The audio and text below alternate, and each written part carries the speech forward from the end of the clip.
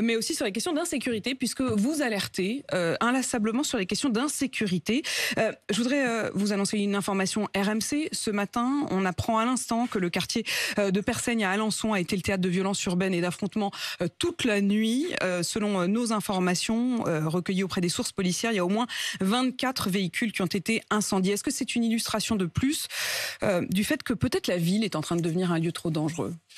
La ville, mais le pays entier, parce que ce que je constate en allant dans de nombreux départements, y compris ruraux, c'est que, y compris des villages, sont des bases arrières désormais de trafiquants. Que les incivilités infractionnelles, alors là on est sur de l'insécurité, on est sur de l'atteinte grave à des biens ou à des personnes, mais que les incivilités infractionnelles se multiplient. Ça fait des années qu'on dénonce ce phénomène qui renvoie bien sûr à la défaillance, à l'impuissance régalienne, puisqu'on est au cœur de la mission de l'État, assurer la sécurité, qui renvoie aussi à un problème avec le docteur Maurice Berger, avec Naïma M. Fadel, de décivilisation.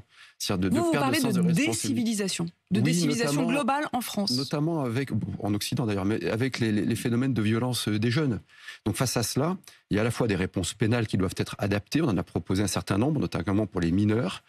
Il faut aussi des réponses éducatives que l'on connaît, et puis tout simplement retrouver le sens du sentiment d'appartenance. Et c'est là que les communes ont un rôle essentiel. Qu'est-ce que vous appelez décivilisation ?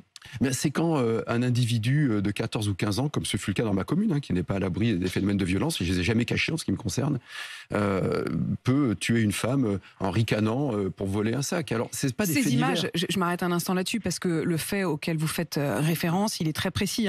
C'est cette personne, c'est cette vieille dame qui sortait de chez elle, et il se trouve qu'on a les vidéos, puisque ça a été filmé par des caméras de vidéosurveillance. Il y a des jeunes de 14 ans qui la bousculent violemment par l'arrière, la jette à terre pour lui voler son sac. Oui, puis en ricane, etc. Et ce film, ce ne sont pas des faits divers. Alors, il ne faut pas d'un côté se repaître de cela de façon sordide.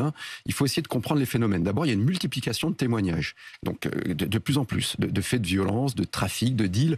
Vous vous rendez compte, sur la Côte d'Azur, on a eu plus de 200 vols de montres depuis le début de l'année. En France, on ne peut plus sortir avec une belle montre.